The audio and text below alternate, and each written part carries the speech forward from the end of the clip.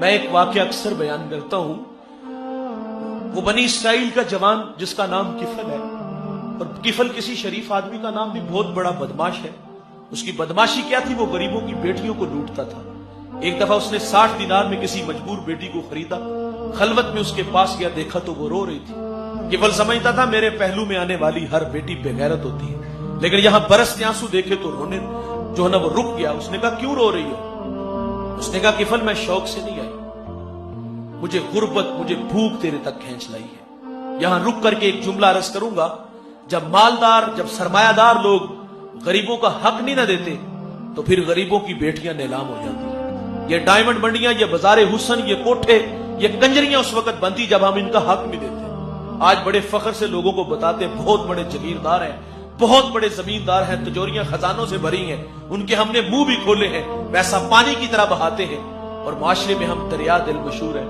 لیکن دولت کہاں لٹاتے؟ جہاں نفس کو ہضم ملتا ہے. میرا تعلق ایک دیہات سے ہے. ہمارے دیہاتوں میں میلے ٹھیلے کا ماحول ہوتا ہے. کتوں کی لڑائی آئی تو 50,000 وہاں دیا، کرکٹ میچ آیا تو 1,00,000 کا انعام وہاں دیا.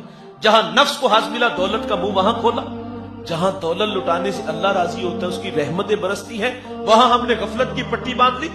وہ کیا کسی شاعر نے کہا تھا کہ دیکھا ہے میں نے شہر میں کوڑے کے ڈھیر پر 2 بچے لڑ رہے تھے فقط ایک بیر پر. فصلوں کو کاٹتے کچھ ٹوٹی چوڑیاں، کچھ بک گئی ہیں دوستوں گندم کے سیر پر. گندم امیر شہر کی ہوتی رہی خراب، بیٹی مگر غریب کی فاقوں سے مر گئی. اور محسن نقوی کہتا ہے محسن یہ غریب لوگ بھی تنکوں کا ڈھیر ہوا کرتے ہیں، کبھی پانی میں بہ گئے تو کبھی ملبے میں دب گئے. اور اللہ نے آپ کو دولت سے نوازا ہے تو ان لوگوں پہ لٹاؤ. لیکن ہم نے دولت وہاں دی جہاں نفس کو ہضم ملتا ہے. ہمارے گجرانوالہ دھلا چوک پہ ایک بوڑھا دن دہاڑے آٹے کا تھیلا اٹھا کے دوڑ لگاتا ہے. 2 قدم چلا، لوگوں نے پکڑا، بڑا مارا. بعد میں سوال کیا بوڑھے جرت کیوں کی؟ دولت تو یہاں دینی چاہیے نا، مجبوروں پہ لٹانی چاہیے تھی نا. اس نے برستے آنسو تھے اور کہتا کہ 1 ہفتہ ہو گیا اس چوک میں آ کے کھڑا ہوتا ہوں اور لوگ مجھے بوڑھا سمجھ کے چھوڑ کے چلے جاتے ہیں. روزانہ بچوں سے وعدہ کرتا ہوں آج مزدوری ملے گی، آٹا لاؤں. آج پکا وعدہ تھا لیکن وہ بھی بے وفا نہ ہوا تو چوری پہ آمادہ.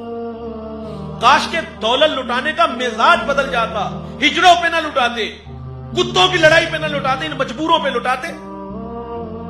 اچھا وہ اگر بوڑھا مر جاتا نا غربت کی زندگی تو پھر محلے سے بڑے سخی نکلنے تھے. جی کفن کا انتظام میری طرف سے، ناراض نہیں ہونا صاحب. جب زندہ تھا پیوند لگے کپڑے پہنتا تھا، اس وقت وہ سخی کہاں گئے تھے؟ آج چٹا لباس لے کے آ گئے. پھر محلے سے اور لوگ بھی نظر آتے ہیں، جی کل 10واں 40ویں کی روٹی ہماری طرف سے. اللہ یہ روٹیاں ہمارے منہوں پہ مارے گا.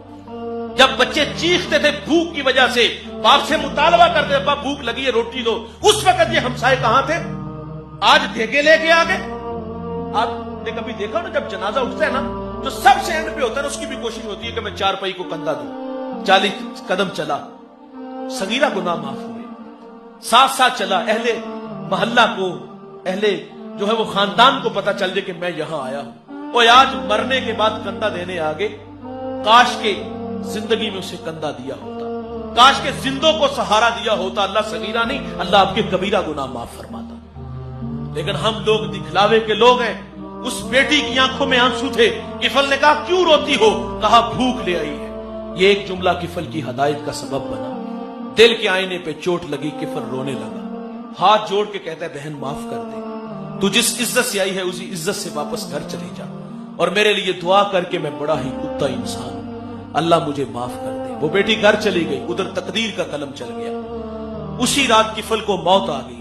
صبح ہوئی تو زمانے نے کفل کی دیوار پہ یہ لکھا ہوا پڑا تھا کہ اللہ نے کفل کو معاف کر دیا.